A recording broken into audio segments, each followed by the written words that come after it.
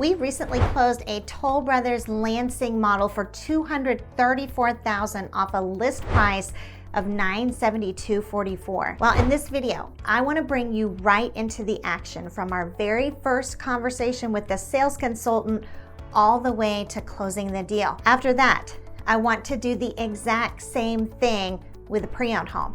I want to share the negotiation strategies we used with a big company as well as an individual family and how we played our cards right to get the price our buyers wanted. Okay, so pop quiz. When our buyers have a home they're interested in, what is the very first thing we do? Well, if you're one of our clients or you've watched any of my videos, you already know the very first thing we do is complete a comparative market analysis. Now, why is that? Because we know that a home's value is measured by closed sales. We also know that home value is not determined by the price a seller wants, a builder's list price, or a discounted price. I mean, we basically take all that, kind of put it to the side, and then hone in on a market analysis. When we started our comparative market analysis on this Toll Brothers home, we looked for our ideal conditions and we were able to find them very quickly. Like right off the bat, we saw 2 sales in the same area. The homes had been selling at an average of 95% of list price, so we knew the builder was coming down on price as well. After completing our analysis, we moved on to the estimated sales price of the home. They were selling at an average of $211 per square foot. Multiplied times the square footage, we arrived at a suggested list price for the Lansing in the $738,000 range. Okay, with our CMA done and a suggested price based on value in our pocket, it was time to begin negotiating. Let's talk about our first contact with the sales consultant. Now, something you need to know, our goal right off is always collaboration. I mean, just because it's a negotiation doesn't mean we need to come in aggressively. We want to keep things positive with the mindset of working together as a team. Like you want to make it all about a win-win scenario here. Here's the thing, you have to recognize that the sales consultant is the gatekeeper.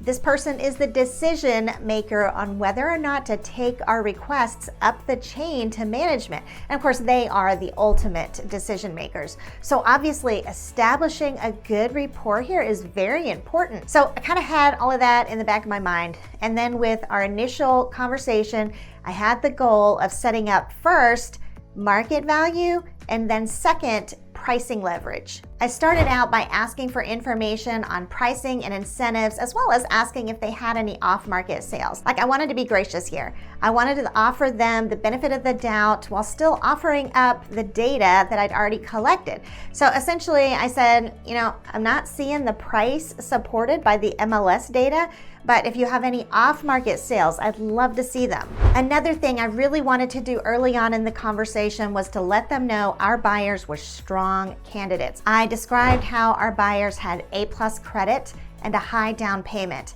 I also emphasized their ability to close quickly, because I assure you, all right, every builder with sitting inventory wants to convert that inventory to cash as quickly as possible. Now that you've heard everything we were doing, you might be wondering what the sales consultant was doing. Well, you'll need to be prepared for how they're going to communicate with you. And keep in mind, all right, this is all business to them. They're not just going to roll over and agree with you about price. So it is important to understand the seller's pricing strategy. Here's how they started out at Toll Brothers. The sales consultant told me that the price was aggressively priced to sell, that the original list price was $972,044 with all options and upgrades, and they had inconceivably lowered it all the way to $774,000. So what she was communicating here is that this home is actually worth $972,000, kind of setting the stage to make you feel like you are getting a steal of a deal at their expense. Sales consultant is incredulous, right? That they would ever, drop the price this much. So hear me when I say, you cannot fall for that. All right, this is an extremely common tactic. They know how to speak to a buyer's emotional desire to win, and it often works for them.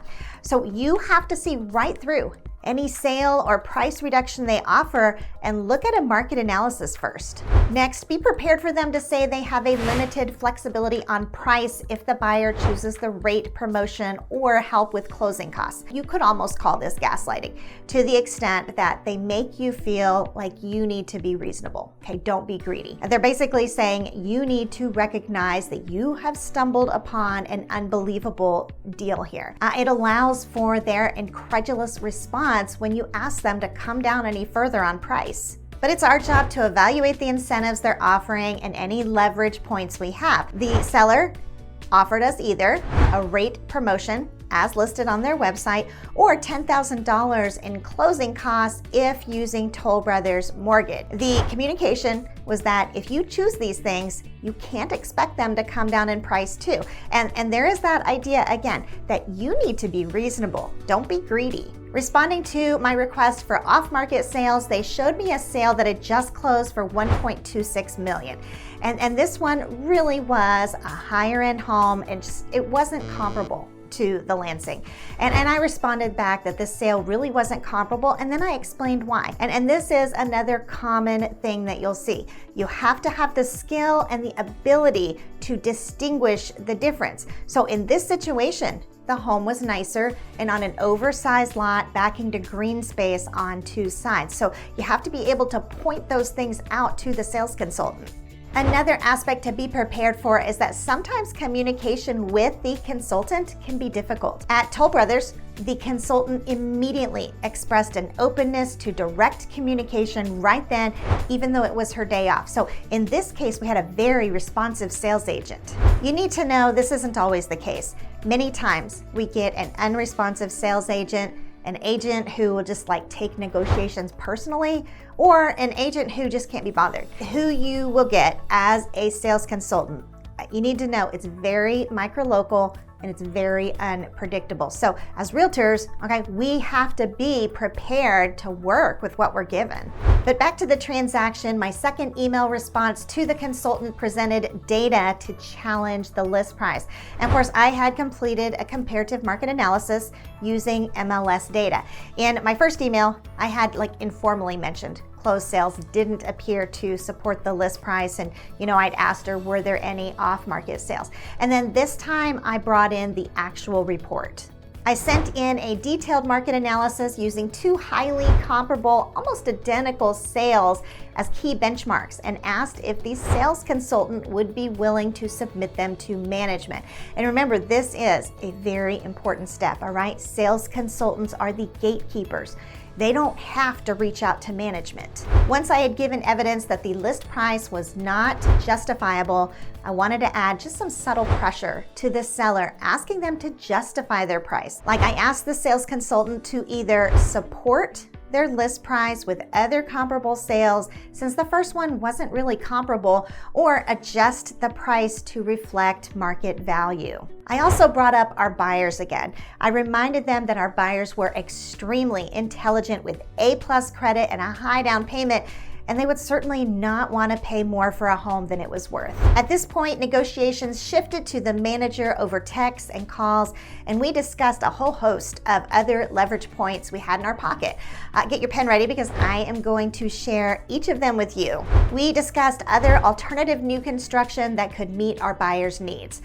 We discussed the unfixable flaw of the home requiring flood insurance, and then the extra monthly expense our buyers would need to add to their budget. We discussed other incentives the builder could give us beyond price, all right, which for this home included appliances and gutters. We discussed how much inventory was out on the market with new construction, how rates were keeping buyers out of the market, how we were 3 weeks away from the holidays, and that, after that, the market would slow down even more. At one point, the manager seemed like he was getting a little exasperated, but I really just wanted to keep the conversation going. So we discussed various ideas, and then finally, they sent this response: Toll Brothers is accepting the offer of $738,000 with $10,000 in closing cost credit with Toll Brothers mortgage. Buyers need to complete the loan application ASAP. We ultimately were able to close this home in 2 weeks, right before the holidays. This was a happy ending. but I hope you see how much effort and diligence it took to make it happen. You are going to see a lot of overpriced homes in Dallas, and you have to be prepared for how to protect yourself from that. This home was in a unique, high demand area, so you wouldn't think we would have had such success with it, but a big part of it was the time of year. We've discussed this in other videos, but it bears repeating. In Dallas, home prices always follow the same pattern of bottoming out in January and peak in June. So homes that go under contract in the November and December timeframe typically have the best success in deep discounts. If you buy during the summer months, many times sales consultants will stick to their prices more. Dallas home values will shift as much as 10% between January and June every year. Something I'm really hoping that you see in this video is that builders overprice their homes constantly and often beyond any price the market would support. And they get away with this because Texas is a non-disclosure state. This means unless you have a license, such as a realtor or appraiser, you will not have access to closed sales. As North Texas Property Tax Services explains, Texas is one of the non-disclosure states, which means home sale prices are not public record. Without access to sale prices, establishing a baseline for a fair market value appraisal becomes trickier. Basically, you don't have any kind of quantifiable data on what a home is worth other than what the sales consultant tells you. In this example, the sales consultant originally quoted this home at $972,044, but we closed it at $738,000. We were able to aggressively and effectively argue market value based on closed sales, but we also knew our builder had some touch points that made him motivated. With our new construction sale, the home was overpriced, and a detailed market analysis was a huge tool, partnered with the seller's motivation to close out the community. Now, I want to give you an example of a pre-owned home where a suggested list price was $744,000. It was listed in the very beginning for $715,000, and we negotiated it to $660,000 with the seller paying our buyer's closing costs. So in this situation, our buyer closed this home for around 89% of what it should have been listed for. My husband Dale was at the helm in negotiating this sale. For those of you who've watched our live streams, you already know Dale. If you haven't, his previous background was in IT sales, where he negotiated very complex, multi-million-dollar sales, and that was what he did all day long. And then, in 2018, he brought those skills into real estate. At any rate, he completed the market analysis and made several observations. Once again, we were able to find ideal comparables very quickly. And this time, there were 3 sales that closed above the price per square foot of the home our buyer was interested in. And these were strong comparable sales, and it told us the list price was more than supported. Next, he made several observations on the non-sales price data. The 3 sold homes had been on the market for an average of 42 days, with homes selling at an average of 98% of the list price. So even though we were dealing with individual sellers instead of one builder, we could still see that sellers in that area was showing at least some flexibility in price. After completing our analysis, we moved on to the estimated sales price of the home in question. The comparable homes were selling at an average of $221 per square foot. When multiplied times the home square footage, we arrived at a suggested list price in the $744,000 range. Usually, I'm always going to say that we negotiate off the market analysis, not the list price. But in this case, the home had actually just been reduced again to $675,000, well below the market analysis. So it definitely made sense to start negotiating at the lower value of the list price. There were some real advantages we had in this situation. First of all, it was listed in November. So once again, we had seasonality on our side. Our seller had already moved out, so we knew he was probably paying 2 house payments. The house had just fallen out of contract, so the seller was having to start back at square one. And you know that seller has to be worried about things like frozen pipes breaking and flooding the house as we're heading into winter, we had all the classic events that would lead to a motivated seller. Another huge advantage we had was the listing agent didn't understand seasonality. Dale pointed out that prices had dropped and that our client was concerned. We said they were worried that prices were just going to plummet from here, and they were just really apprehensive about the market. Now, we know Dallas always behaves this way, that prices drop in the winter and rise in the summer, ultimately, going up year over year. But you would be surprised how many agents don't know that Dallas has seasonal price trends. That becomes a real negotiating tool because the agent is going to go back and communicate that to the seller. The seller starts being scared and a lot more motivated to go under contract. The seller's thinking a bird in hand is better than one in the bush, and then just like that, we have a great tactical position. When I asked Dale what he did, how he got them so far down in price, he had multiple strategies. He said he found out the seller's motivation and then designed the offer to meet their needs. He communicated our clients' needs, including things like moving across the country and how expensive that would be for them, that they would have to buy all new furniture. He also asked for a lot of things our buyers didn't need in order to make it look like our buyers were giving up a lot in order to meet in the middle. And one thing he said is, listen, you can't be afraid to ask. Another thing he stressed is to keep the conversation going.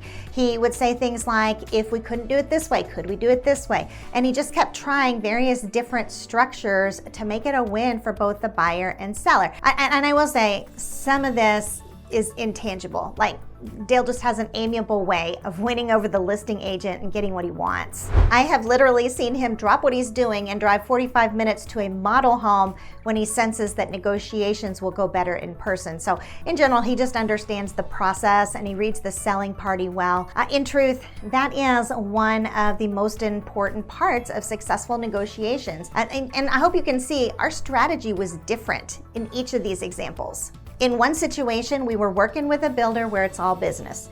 In the second, it was an individual who was more likely to be impacted by emotional triggers such as fear that the market is dropping. Dale was ultimately able to get the seller to the price of $660,000. Our buyers were walking in the door with $84,000 in equity, and we had ourselves a deal. I hope you notice that each time we started the process with sales data. And I can't emphasize enough to not even begin to negotiate until you know what that home is worth. I am convinced that the biggest abuse going on in the Dallas market right now is artificially high prices and then artificial price cuts. Okay, you cannot fall prey to that.